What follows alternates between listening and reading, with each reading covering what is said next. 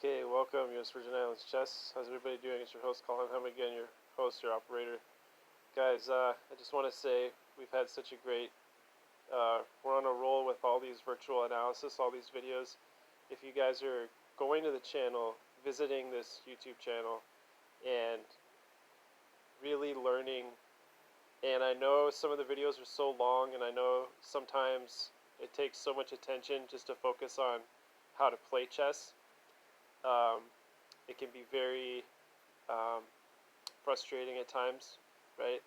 How much we have to actually put into it. But it turns out, guys, if you want to learn how to win consistently and beat other people, basically, and compete and do things properly, you have to follow certain systems. And that's the reason for all these games that I show guys with opening theory and middle game and how to win endgames properly. I spend so much time with it, so that you guys can learn from games that I win, because I think they're useful. I think they're useful because within the confines of this modern opening theory, I tend to have very, very favorable outcomes for the side that I'm playing with. And in this game, guys, I was playing with white pieces, so let's keep it going, okay? I just want to say thank you all for participating and watching. We've got a lot to look forward to with the online portal now for our youth team. Get you guys registered as soon as possible. So here we're going to see an Italian game. Knight c3, bishop c5, and now h3. Okay, so normal is gioco piano. h6, castles. And this looks like just a very typical modernized approach to the Italian. We have a3. d5 was not played. Instead, d6 was played in this game, guys. And I went for b4, attacking the bishop. Bishop goes to d4. Captured the bishop with the knight. Knight captures, and now d3. Okay. It's a really short game here, guys. Okay, so we're not going to spend too much time doing so much analysis and taking long-winded strokes. You guys have had a lot of videos that I've fed you guys and put your way to get you some information. And I know it's been a lot and it's long. The videos are long, 15 minutes, right? 20 minutes, some of the videos, and you guys are doing a great job putting up with all the analysis. Because there's so much that goes into this game, guys. It's so complicated. I mean, it can get very, very challenging at times. And what's even more challenging is when you think you're doing well and then you get beat by a superior opponent, and it can be very stressful. But we're trying to alleviate that stress by showing you guys how to play many, many systems within my variety of abilities to bring these high quality level chess games to you guys. So my opponent here played bishop to e6. As it does, bishop captures and now knight captures. Okay. So the cool thing about my opponent capturing the knight here, not with the pawn, right? He did not capture with the pawn there. He captured with the knight, which the evaluator says is fine. d3, bishop e6, bishop captures, and now knight captures. So that was a nice little variation there. Now we see bishop to e3 played from myself, and d5. Now fighting for the center, guys. Okay, so without looking at the algebraic notation, like I always do, I quiz you guys every single day. Find the best move for black, find the best move for white. You'll hear me say this so often.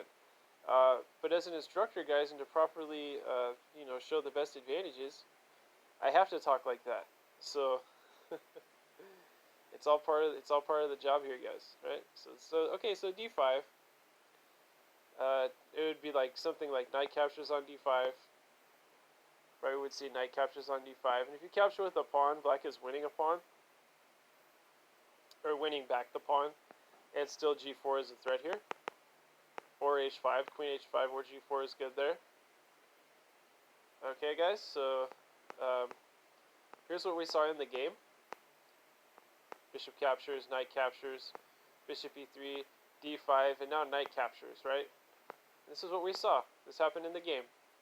Queen to d5, and now, guys, find the best place to start your attack with white now is either h5 is a good square or g4. In this game, guys, we saw I went for g4 square. Okay, and now let's go back to this earlier part of the game here. Okay, I had it up here somewhere. Okay, so we saw queen takes on d5, and not queen h5, but queen to g4. Okay, and my opponent, guys, he played g5 in this position, right? So my opponent played g5. Wow, Guys, so we're 5 minutes on the dot into this video, and this was sort of like a thank you video as well. I'm almost at 40 videos now, guys, from the FIDE Online playlist. You know, your host, your operator, I got a lot of games in, and I got this one in with white. Let's show what happened here, and let's show why sometimes maybe g5 isn't good to play here. Now I played h4 in this position, queen to d7 now, and that gives me the opportunity to just capture. That's why I played h4, capturing the g-pawn. And now knight captures, and guys, find the winning move for white.